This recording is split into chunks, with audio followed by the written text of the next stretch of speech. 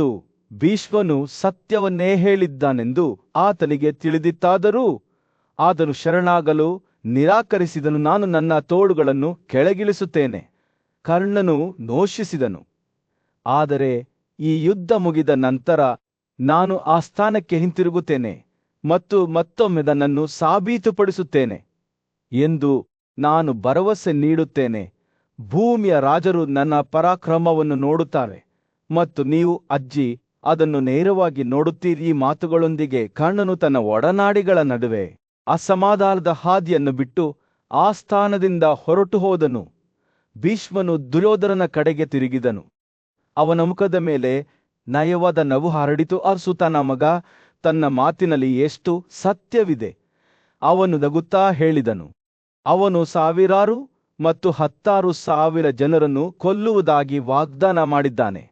ಆದರೆ ಅವನು ಆ ವಾಗ್ದಾನವನ್ನು ಉಳಿಸಿಕೊಳ್ಳಲು ಸಾಧ್ಯವಾಗುತ್ತದೆಯೇ?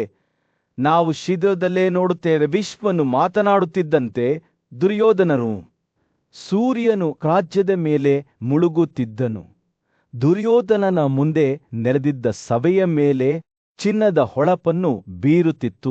ರಾಜಕುಮಾರನು ತನ್ನ ಮೊಮ್ಮಗ ಧೃತರಾಷ್ಟ್ರನನ್ನು ಉದ್ದೇಶಿಸಿ ಮಾತನಾಡುವಾಗ ಅವನ ಮಾತುಗಳು ಆತ್ಮವಿಶ್ವಾಸದಿಂದ ಸುರಿಯುತ್ತಿದ್ದವು. ದುರ್ಯೋಧನನು ಘೋಷಿಸಿದನು, ಪ್ರೀತನ ಮಕ್ಕಳು ನಮಗಿಂತ ಭಿನ್ನರಲ್ಲ.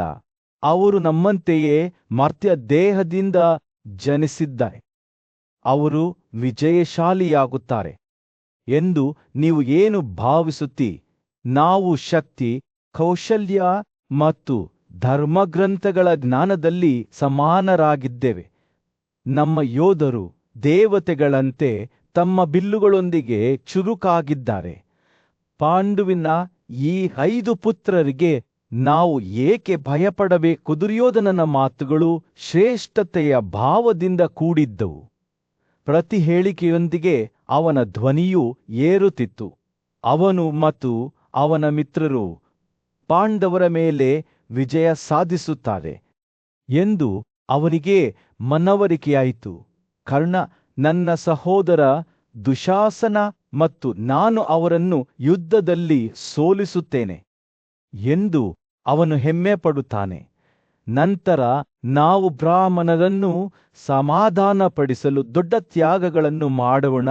ಅವರಿಗೆ ಜಾನುವಾರು, ಕುದುರೆಗಳು ಮತ್ತು ಸಂಪತ್ತಿನ ಉಡುಗೊರೆಗಳನ್ನು ನೀಡುತ್ತೇವೆಂದಿನಂತೆ ಬುದ್ಧಿವಂತ ಮತ್ತು ಸೌಮ್ಯನಾದ ವಿದುರನು ದುರ್ಯೋಧನನ ಹೇಳಿಕೆಗಳನ್ನು ಗಮನವಿಟ್ಟು ಆಲಿಸಿದನು.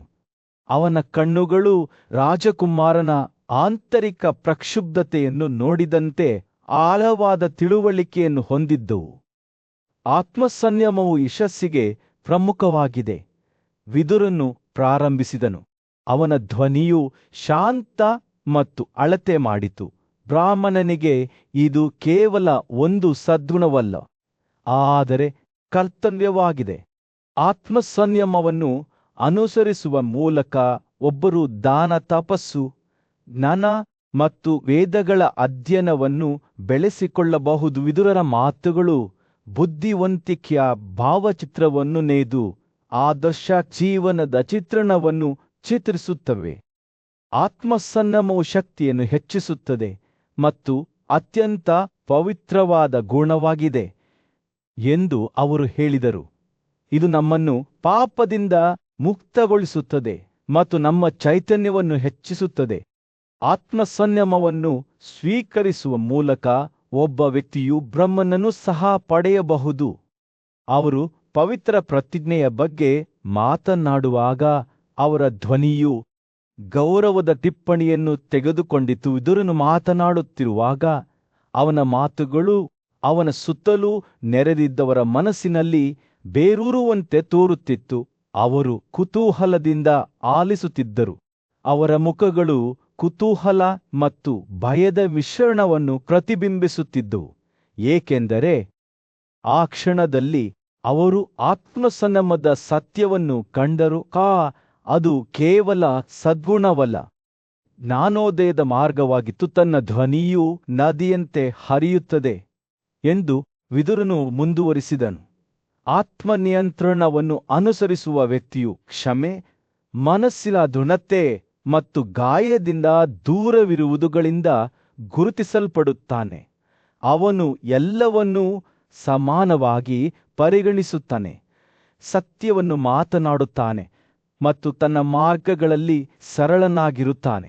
ಅವನ ಇಂದ್ರಿಯಗಳು ನಿಯಂತ್ರಣದಲ್ಲಿರುತ್ತವೆ ಮತ್ತು ಅವನು ತಾಳ್ಮೆಯುಳ್ಳವನಾಗಿ ಸೌಮ್ಯ ಮತ್ತು ವಿನಮ್ರನಾಗಿರುತ್ತಾನೆ. ರಾಜಕುಮಾರನ ಮಾತುಗಳು ಹಿನ್ನೆಲೆಗೆ ಮರೆಯಾಗುತ್ತಿದ್ದಂತೆ ವಿದುರನ ಸಂದೇಶವು ಕೇಂದ್ರ ಬಿಂದುವಾಯಿತು. ಇದು ಆತ್ಮಸಂಯಮದ ಜೀವನವನ್ನು ನಡೆಸಲು ಶಾಂತಿ ಮತ್ತು ತೃಪ್ತಿಯನ್ನು ತರುವ ಸದ್ಗುಣಗಳನ್ನು ಬೆಳೆಸಿಕೊಳ್ಳುವ ಕರೆಯಾಗಿತ್ತು. ಆತ್ಮಸಂಯಮದ ಅಭ್ಯಾಸ ಮಾಡುವವನು ದುರಹಂಕಾರ, ಅಹಂಕಾರ, ಕೋಪ, ನಿದ್ರೆ, ಅಹಂಕಾರ ಮತ್ತು ದುಃಖವನ್ನು ತ್ಯಜಿಸುತ್ತಾನೆ ಎಂದು ವಿದುರ ಘೋಷಿಸಿದನು. ಸಭೆಯು ಚದುರಿದಂತೆ ವಿದುರನ ಮಾತುಗಳು ಅದರೊಳಗೆ ಉಳಿದವು. ದೂರದ ಭೂಮಿಯಲ್ಲಿ ಪಕ್ಷಿಗಳನ್ನು ಹಿಡಿಯಲು ಒಂದು ಹಕ್ಕಿ ತನ್ನ ಬಲೆಯನ್ನು ನೆಲದ ಮೇಲೆ ಇರಿಸಿಕೊಂಡಿತ್ತು. ಅವನಿಗೆ ಆಶ್ಚರ್ಯವಾಗುವಂತೆ ಒಟ್ಟಿಗೆ ವಾಸಿಸುತ್ತಿದ್ದ 2 ಪಕ್ಷಿಗಳು ಒಂದೇ ಬಲೆಯಲ್ಲಿ ಸಿಕ್ಕಿಹಾಕಿಕೊಂಡವು. ಅವು ತಮ್ಮನ್ನು ಮುಕ್ತಗೊಳಿಸಲು ಹೆಣಗಾಡುತ್ತಿರುವಾಗ ಪಕ್ಷಿಗಳು ಆಕಾಶಕ್ಕೆ ಹಾರಿ ಭೂಮಿಯ ಮೇಲೆ ಎತ್ತರಕ್ಕೆ ಹಾರಿಹೋದವು. ಪಕ್ಷಿಗಳು ತಪ್ಪಿಸಿಕೊಂಡು ಹೋಗುವುದನ್ನು ತಡೆಯದೆ ತನ್ನ ಬೇಟೆಯನ್ನು ಮರಳಿ ಪಡೆಯುವ ಆಶಯದೊಂದಿಗೆ ಅವುಗಳನ್ನು ಪಟ್ಟುಬಿಡದೆ ಹಿಂಬಾಲಿಸಿದ್ದವು. ಅವನು ಪಕ್ಷಿಗಳನ್ನು ಬೆನ್ನಟ್ಟುತ್ತಿದ್ದಾಗ ಹತ್ತಿರದ ಆಶ್ರಮದಲ್ಲಿ ವಾಸಿಸುತ್ತಿದ್ದ ಬುದ್ಧಿವಂತ ಸನ್ಯಾಸಿಯು ಆಸಕ್ತಿಯಿಂದ ನೋಡುತ್ತಿದ್ದನು. ತನ್ನ ಬೆಳಗಿನ ಪ್ರಾರ್ಥನೆಯನ್ನು ಮುಗಿಸಿದ ನಂತರ ತಪಸ್ವಿಯು ಪಕ್ಷಿಗಳ ದೃಢ ನಿಶ್ಚಯವನ್ನು ನೋಡಿದನು ಮತ್ತು ಅವರಿಗೆ ಜೀವನದ ಕ್ಷಣಭಂಗುರತೆ ನೆನಪಾಯಿತು. ಅವನು ಪಕ್ಷಿಗಳ ಹತ್ತಿರ ಹೋಗಿ ಸೌಮ್ಯ ಧ್ವನಿಯಲ್ಲಿ ಮಾತನಾಡುತ್ತಾ, ಓ ಪಕ್ಷಿ, ಭೂಮಿಯ ಮೇಲೆ ನಡೆಯುವ ನೀನು ಗಾಳಿಯಲ್ಲಿ ವಾಸಿಸುವ ಜೀವಿಗಳನ್ನು ಬೆನ್ನಟ್ಟುವುದು ವಿಚಿತ್ರವಾಗಿದೆ. ಆದರೆ ನಾನು ನಿನ್ನನ್ನು ಬಯಕೆಯಿಂದ ಪ್ರೇರೇಪಿಸುತ್ತಿದ್ದೇನೆ ಎಂದು ನೋಡುತ್ತೇನೆ. ಪಕ್ಷಿಗಳ ಮೇಲೆ ಕಣ್ಣಿಟ್ಟ ಆ ಕೋಳಿ, ಈ ಇಬ್ಬರು ನನ್ನ ಬಲೆಯನ್ನು ತಮ್ಮೊಂದಿಗೆ ತೆಗೆದುಕೊಂಡಿದ್ದಾರೆ. ಆದರೆ ಅವರು ಜಗಳವಾಡಿದಾಗ ಅವರು ನನ್ನ ಬಲೆಗೆ ಬೀಳುತ್ತವೆ ಎಂದು ಉತ್ತರಿಸಿತು. ತಪಸ್ವಿಯು ಪಕ್ಷಿಗಳ ಮಾತುಗಳನ್ನು ಕೇಳಿದನು ಮತ್ತು ಚಿಂತನಶೀಲವಾಗಿ ತಲೆಯಾಡಿಸಿದನು. ವಿದುರನು ಕಥೆಯನ್ನು ಮುಂದುವರಿಸುತ್ತಾ, ಆ ಪಕ್ಷಿಗಳು ತಮ್ಮ ಸ್ವಂತ ಮೂರ್ಖತನಕ್ಕೆ ಬಲಿಯಾದಂತೆ ಸಂಪತ್ತಿನ ಬಗ್ಗೆ ಜಗಳವಾಡುವ ಸಂಬಂಧಿಕರೂ ಸಹ ಬಲಿಯಾಗುತ್ತಾರೆ. ಬಲೆಯಲ್ಲಿ ಸಿಕ್ಕಿಬಿದ್ದ ಪಕ್ಷಿಗಳಂತೆ ಅವರು ತಮ್ಮ ಶತ್ರುಗಳಿಗೆ ಸುಲಭ ಗುರಿಗಳಾಗುತ್ತಾರೆ ಎಂದು ಹೇಳಿದನು. ಅವರು ಹಿಂದಿನ ಪಾಠಗಳನ್ನು ಪ್ರತಿಬಿಂಬಿಸುತ್ತಾ ವಿರಾಮಗೊಳಿಸಿದರು. ಅವನು ಮಾತನಾಡುವಾಗ ವಿದುರನ ಆಲೋಚನೆಗಳು ಗಾಂಧಮನೆಂಬ ಪರ್ವತದ ಕಡೆಗೆ ತಿರುಗಿತು. ಅಲ್ಲಿ ಬೇಟೆಗಾರನು ಮತ್ತು ಬ್ರಾಹ್ಮಣರ ಗುಂಪೊಂದು ಒಮ್ಮೆ ಒಟ್ಟಿಗೆ ಪ್ರಯಾಣಿಸಿತ್ತು. ಈ ಪರ್ವತವು ಅತೀಂದ್ರಿಯ ಜೀವಿಗಳಿಗೆ ಸ್ವರ್ಗವಾಗಿತ್ತು ಮತ್ತು ಅದರ ಇಳಿಜಾರುಗಳು ಮರಗಳು ಮತ್ತು ಔಷಧೀಯ ಗಿಡಮೂಲಿಕೆಗಳಿಂದ ಅಲಂಕರಿಸಲ್ಪಟ್ಟವು. ಅವು ಸೂರ್ಯನ ಬೆಳಕಿನಲ್ಲಿ ಪಚ್ಚೆಗಳಂತೆ ಹೊಳೆಯುತ್ತಿದ್ದವು. ಪರ್ವತದ ಪ್ರಪಾತದ ಮೇಲಿನ ಗುಹೆಯಲ್ಲಿ ಚಿನ್ನದ ಜೇನುತುಪ್ಪದ ಜಾರ್ ಹಾವುಗಳಿಂದ ಕಾವಲಿನಲ್ಲಿತ್ತು. ಅದರ ವಿಷವು ಮನುಷ್ಯರಿಗೆ ಮಾರಕವಾಗಬಹುದು. ಈ ಅಪಾಯದ ಅರಿವಿಲ್ಲದ ಬೇಟೆಗಾರರು ತಮಗಾಗಿ ಜೇನುತುಪ್ಪವನ್ನು ಬಯಸಿದ್ದರು. ಆದರೆ ಅವರ ದುರಾಸೆಯೇ ಅವರ ಪತನವೆಂದು ಸಾಬೀತಾಯಿತು. ಅವರು ತಪ್ಪಿಸಲು ಪ್ರಯತ್ನಿಸಿದ ವಿಷಯವೇ ಅವರನ್ನು ಸೇವಿಸಿತು. ವಿದುರನು ಈ ಕಥೆಯ ಮತ್ತು ಮುಂದೆ ಬರುವ ಅಪಾಯಗಳನ್ನು ಅರಿತುಕೊಳ್ಳದೆ ಇಡೀ ಭೂಮಿಯನ್ನು ಅಪೇಕ್ಷಿಸಿದ ದುರ್ಯೋಧನನ ಕ್ರಿಯೆಗಳ ನಡುವಿನ ಹೋಲಿಕೆಗಳನ್ನು ಕಂಡನು. ನಿನ್ನ ಮಗನು ಅರ್ಜುನನೊಂದಿಗೆ ಮುಖಾಮುಖಿಯಾಗಲು ಬಯಸುತ್ತಾನೆ ಎಂದು ವಿದುರನು ಧೃತರಾಷ್ಟ್ರನನ್ನು ಉದ್ದೇಶಿಸಿ ಹೇಳಿದನು. ಆದರೆ ಆ ಮಹಾನ್ ಯೋಧನನ್ನು ಸೋಲಿಸಲು ಅವನಲ್ಲಿ ನನಗೆ ಯಾವುದೇ ಶಕ್ತಿ ಅಥವಾ ಪರಾಕ್ರಮ ಕಾಣುತ್ತಿಲ್ಲ.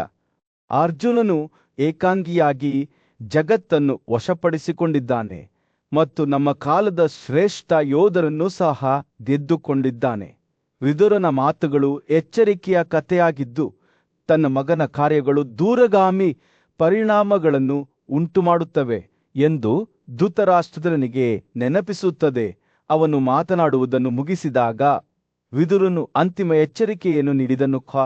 ಓ ಧೃತರಾಷ್ಟ್ರನೇ, ಯುಧಿಷ್ಠಿರನನ್ನು ತನ್ನ ತೊಡೆಯ ಮೇಲೆ ತೆರೆದುಕೊಂಡು ಅವನ ಮಾತುಗಳನ್ನು ಪರಿಗಣಿಸಿ, ಕೊನೆಯಲ್ಲಿ ಇದು ಶಸ್ತ್ರಾಸ್ತ್ರಗಳ ಬಲವಲ್ಲ, ಆದರೆ ದೇವರುಗಳ ಇಚ್ಛೆಯೇ ಗೆಲುವು ಅಥವಾ ಸೋಲನ್ನು ನಿರ್ಧರಿಸುತ್ತದೆ. ಈ ಮಾತುಗಳೊಂದಿಗೆ ವಿದುರನ ಕಥೆಯು ಕೊನೆಗೊಂಡಿತು. ಹಸ್ತಿನಾಪುರದ ದೊಡ್ಡ ಸಭಾಂಗಣಗಳಲ್ಲಿ ಕುರುಡ ರಾಜನಾದ ಧೃತರಾಷ್ಟ್ರನು ಆಳವಾದ ಚಿಂತನೆಯಲ್ಲಿ ಕುಳಿತನು. ಅವನ ಆಲೋಚನೆಗಳು ಅವನ ಪ್ರಿಯ ಮಗನಾದ ದುರ್ಯೋಧನನಿಂದ ಸೇವಿಸಲ್ಪಟ್ಟವು. ಅವನು ಅವನನ್ನು ವಿಶ್ವಾಸಘಾತುಕ ಹಾದಿಯಲ್ಲಿ ಕರೆದೊಯ್ಯುವ ಮಾರ್ಗವನ್ನು ಅನುಸರಿಸುತ್ತಿದ್ದನು.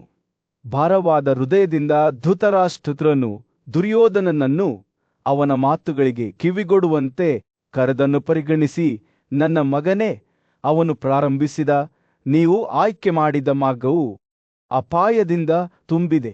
ನೀವು ಪಾಂಡವರನ್ನು ರಾಜ್ಯದಲ್ಲಿ ಅವರ ನ್ಯಾಯಯುತ ಸ್ಥಾನದಿಂದ ಕಸಿದುಕೊಳ್ಳಲು ಪ್ರಯತ್ನಿಸುತ್ತೀರಿ, ಆದರೆ ಅವು ನಮ್ಮ ಬ್ರಹ್ಮಾಂಡದ ರಚನೆಗೆ ಅತ್ಯಗತ್ಯವಾದ 5 ಅಂಶಗಳಂತೆಯೇ ಇದ್ದಾರೆ ಎಂದು ನಿಮಗೆ ಕಾಣುತ್ತಿಲ್ಲವೇ? ಅವರ ಸದ್ಗುಣಗಳು 5 ಅಂಶಗಳಂತೆಯೇ ಇವೆ. ಭೂಮಿ, ನೀರು, ಬೆಂಕಿ, ಗಾಳಿ ಮತ್ತು ಆಕಾಶ ಎಲ್ಲಾ ಚಲಿಸುವ ಮತ್ತು ನಿಶ್ಚಲ ವಸ್ತುಗಳನ್ನು ಎತ್ತಿ ಹಿಡಿಯುತ್ತದೆ. ನಿಮ್ಮ ಸ್ವಂತ ಜೀವನದ ತ್ಯಾಗವಿಲ್ಲದೆ ಈ ಜಗತ್ತಿನ ಯಾವುದೇ ಸದ್ಗುಣಶೀಲ ವ್ಯಕ್ತಿಗಿಂತ ಪ್ರಕಾಶಮಾನವಾಗಿ ಹೊಳೆಯುವ ಕುಂತಿಯ ಮಗ ಯುಧಿಷ್ಠಿರನನ್ನು ನೀವು ಎಂದಿಗೂ ಸೋಲಿಸಲು ಸಾಧ್ಯವಾಗುವುದಿಲ್ಲ. ದುರ್ಯೋಧನನ ಮೊಂಡುತನವು ಪ್ರಬಲವಾದ ಚಂಡಮಾರುತವನ್ನು ಧಿಕ್ಕರಿಸುವ ಮರದಂತೆ ಇತ್ತು. ಅವನು ಯುದ್ಧದಲ್ಲಿ ಸ್ವತಃ ಯಾಮನಷ್ಟೇ ಬಲಶಾಲಿಯಾಗಿ ನಿಂತ ಭೀಮಸೇನನನ್ನು ತರಾಟೆಗೆ ತೆಗೆದುಕೊಂಡನು. ಬೇರೆ ಯಾವುದೇ ಯೋಧರಿಗಿಂತ ಹೆಚ್ಚು ಪ್ರಕಾಶಮಾನವಾಗಿ ಹೊಳೆಯುತ್ತಿದ್ದ ಗಾಂಧೀವನ ಯೋಧ ಅರ್ಜುನನಿಗೆ ಸವಾಲು ಹಾಕಲು ಯಾರಿಗೆ ಧೈರ್ಯ? ಪಂಚಾಲದ ರಾಜಕುಮಾರನಾದ ಧೃಷ್ಟದ್ಯುಮ್ನನು ಗಣನೆಗೆ ತೆಗೆದುಕೊಳ್ಳಬೇಕಾದ ಶಕ್ತಿಯಾಗಿದ್ದನು. ಅವನ ಬಾಣಗಳು ಆಕಾಶದಿಂದ ಗುಡುಗುಗಳಂತೆ ಹಾರುತ್ತಿದ್ದವು ಮತ್ತು ಅಂಧಕರು ಮತ್ತು ವಿಷ್ಟಿಗಳಲ್ಲಿ ಗೌರವಾನ್ವಿತ ಯೋಧನಾಗಿದ್ದ ಸಾತ್ಯಕಿ ಪಾಂಡವರಿಗೆ ತನ್ನ ನಿಷ್ಠೆಯಲ್ಲಿ ದೃಢವಾಗಿ ನಿಂತನು. ಆದರೆ ಈ ಯೋಧರು ಮಾತ್ರ ದುರ್ಯೋಧನನ ಕಾರ್ಯವನ್ನು ದುಸ್ತರವಾಗಿಸಲಿಲ್ಲ. ಕಮಲದ ಕಣ್ಣಿನ ಕೃಷ್ಣನು ಶಕ್ತಿ ಮತ್ತು ಶಕ್ತಿಯಲ್ಲಿ 3 ಲೋಕಗಳನ್ನು ಮೀರಿಸಿದನು. ಅವನ ಉಪಸ್ಥಿತಿಯು ಅವನ ಸ್ವಂತ ಸೋದರಳಿಯ ಧನಂಜಯ ಸೇರಿದಂತೆ ಯಾವುದೇ ಎದುರಾಳಿಯ ವಿರುದ್ಧ ಮಾಪಕಗಳನ್ನು ತೂಗುವಂತೆ ತೋರುತ್ತದೆ.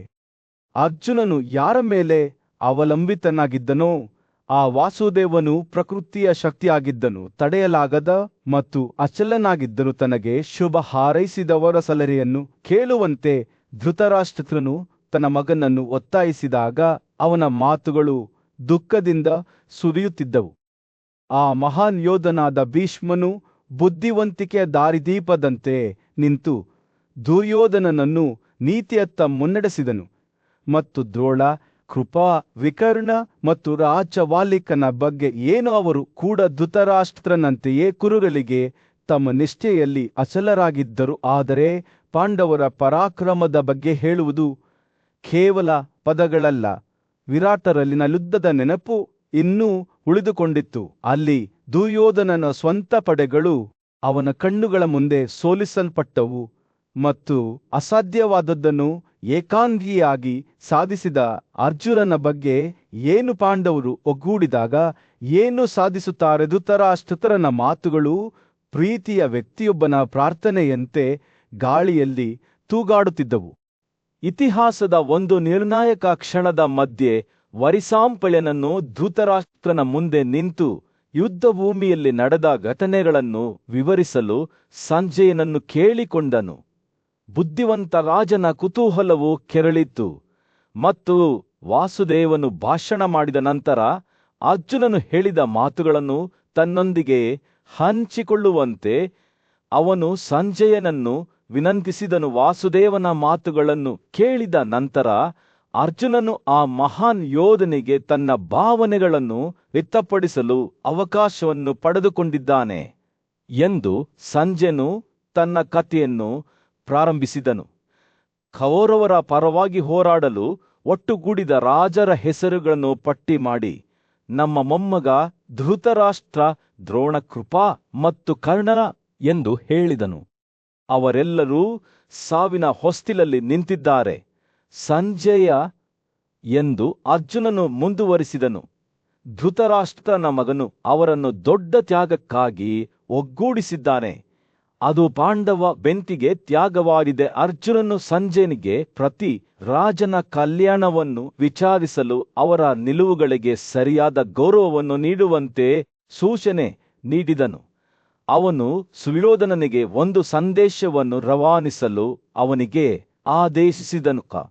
ನಾನು ಈ ಮಾತುಗಳನ್ನು ಹೇಳಿದ್ದೇನೆ ಮತ್ತು ಅವನು ತನ್ನ ಸಲಹೆಗಾರರೊಂದಿಗೆ ಎಚ್ಚರಿಕೆಯಿಂದ ಕೇಳಬೇಕು ಎಂದು ಹೇಳಿ, ಬುದ್ಧಿವಂತ ಯೋಧನ ಧ್ವನಿಯು ಗಂಭೀರ ಮತ್ತು ಎಚ್ಚರಿಕೆಯಿಂದ ಕೂಡಿತ್ತು. ಈ ಮುನ್ನುಡಿಯೊಂದಿಗೆ ಅರ್ಜುನನು ನೇರವಾಗಿ ಸಂಜಯನೊಂದಿಗೆ ಮಾತಾಡಿದನು.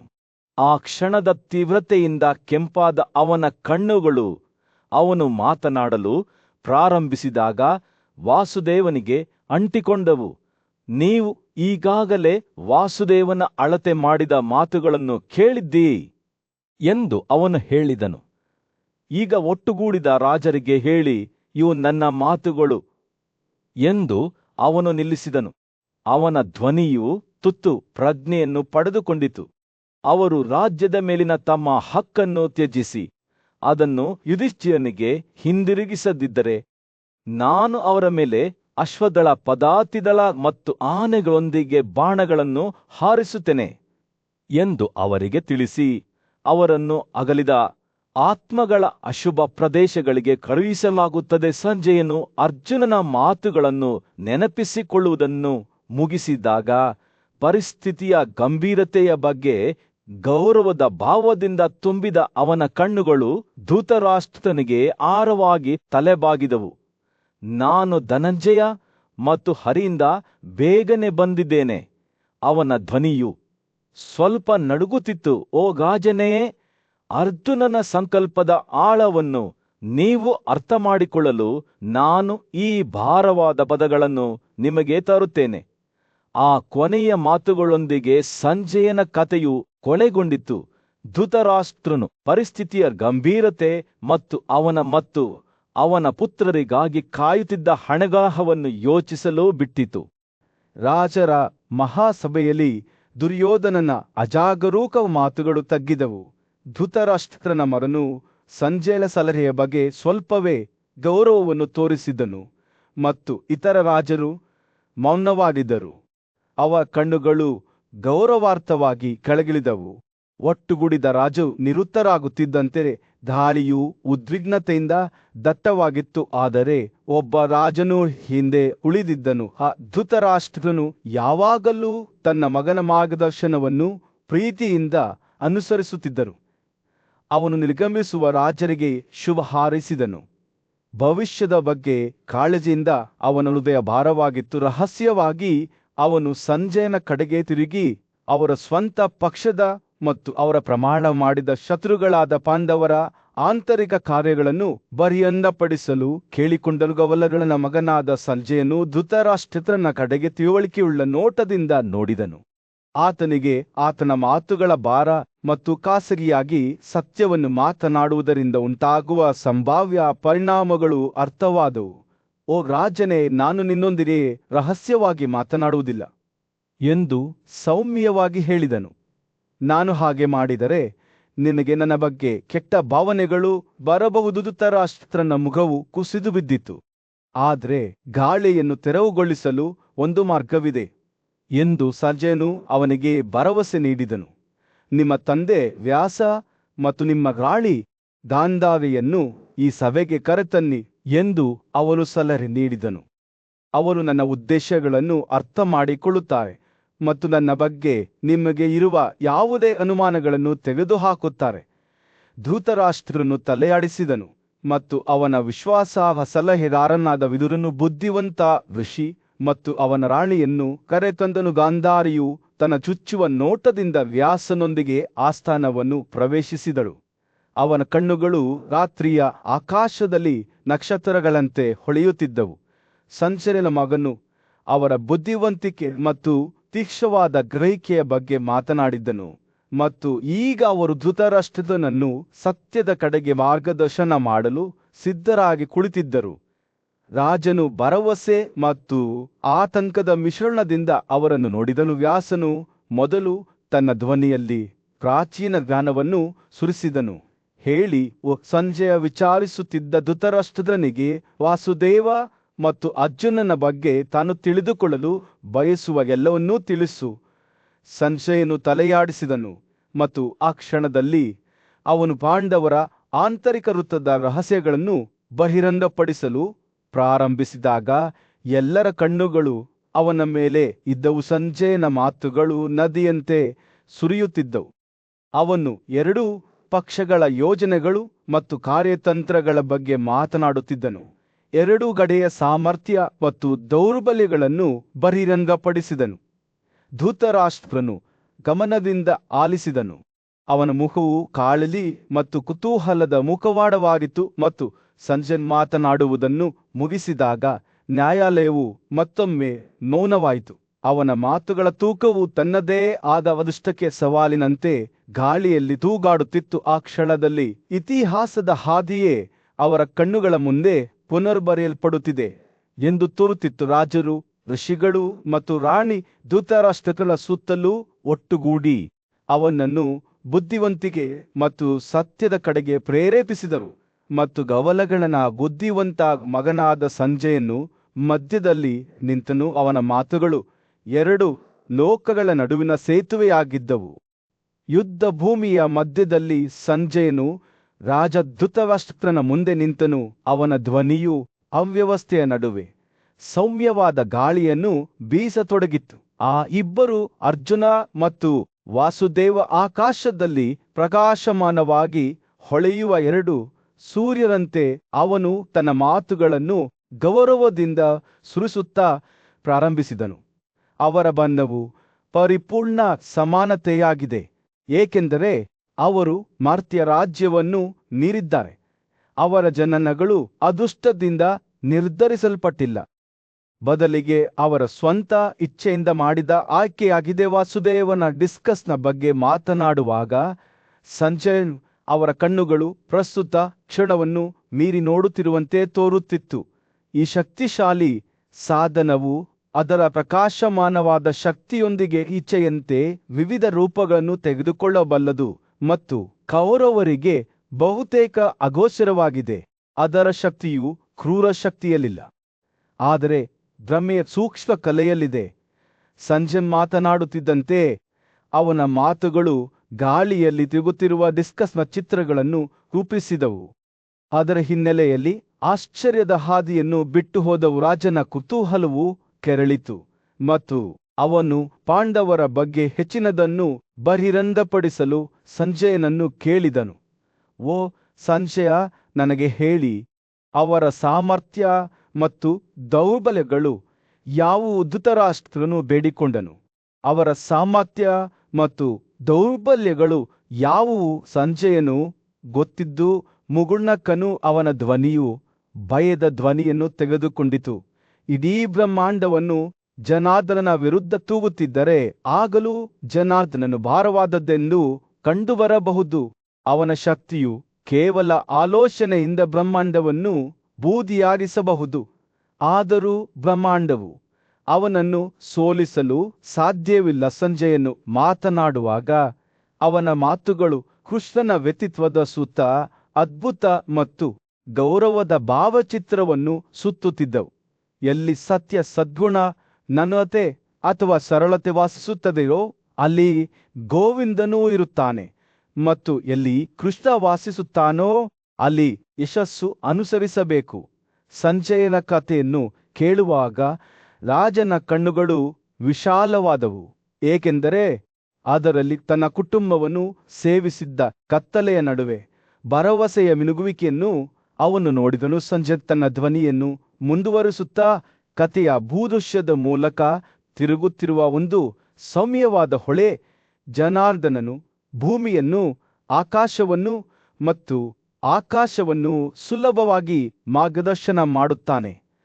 ಪಾಂಡವರನ್ನು ತನ್ನ ಭವ್ಯ ಆಟದಲ್ಲಿ ಕೇವಲ ಇತ್ಯಾದಿಗಳಾಗಿ ಬಳಸುತ್ತಾನೆ ಮತ್ತು ಅವನು ಜಗತ್ತನ್ನು ಮೋಸಗೊಳಿಸುತ್ತಿರುವಂತೆ ತೋರುತ್ತದೆಯಾದರೂ ಅದೆಲ್ಲವೂ ಅವನ ದೈವಿಕ ಯೋಜನೆಯ ಭಾಗವಾಗಿದೆ.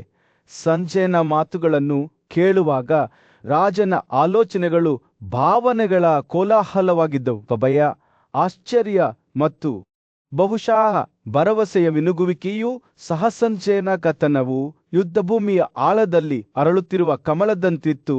ಸಮಯ, ಸಾವು ಮತ್ತು ಬ್ರಹ್ಮಾಂಡದ ಒಡೆಯನಾದ ಕೇಶವನ್ನು ಕಾಣದಂತೆ ಚಲಿಸುತ್ತಾನೆ. ಅವನ ಶಕ್ತಿಯು ಪ್ರತಿ ಅಣುವಿನ ಮೂಲಕ ಹರಿಯುತ್ತದೆ. ರಾಜನಿಗೆ ತಾನು ಆಕಾಶದ ನೃತ್ಯವನ್ನು ನೋಡುತ್ತಿರುವಂತೆ ಭಾಸವಾಯಿತು. ಅದರಲ್ಲಿ ಸಂಜಯನು ಮುಖ್ಯ ನೃತ್ಯ ಸಂಯೋಜಕನಾಗಿದ್ದನು. ಕಥೆಗಾರನ ಮಾತುಗಳು ಕೊನೆಗೊಳ್ಳುತ್ತಿದ್ದಂತೆ ರಾಜನು ಮೌನವಾಗಿ ಕುಳಿತಿದ್ದನು. ಅವನು ಕೇಳಿದ ಸಂಗತಿಗಳ ಪರಿಣಾಮಗಳಿಂದ ಅವನ ಮನಸ್ಸು ಅಲುಗಾಡುತ್ತಿತ್ತು. ಹಸ್ತಿನಾಪುರದಲ್ಲಿ ಸೂರ್ಯನು ಮುಳುಗಲು ಪ್ರಾರಂಭಿಸಿದಾಗ ರಾಜ್ಯದ ಮೇಲೆ ಬೆಚ್ಚಗಿನ ಕಿತ್ತಳೆ ಬಣ್ಣದ ಹೊಳಪನ್ನು ಬೀರಿದನು. ಅಂದ ರಾಜನಾದ ಧೃತರಾಷ್ಟ್ರನು ತನ್ನ ಕೋಣೆಗಳಲ್ಲಿ ಕುಳಿತು ತನ್ನ ಸಲಹೆಗಾರರ ಪಿಸುಗುಟ್ಟುವಿಕೆಗಳಿಂದ ಸುತ್ತುವರಿದನು. ಪಾಂಡವರೊಂದಿಗಿನ ಮುಂಬರುವ ಯುದ್ಧದಿಂದ ಅವನ ಮನಸ್ಸು ತೊಂದರೆಗೊಳಗಾಯಿತು, ಭಾರವಾಯಿತು.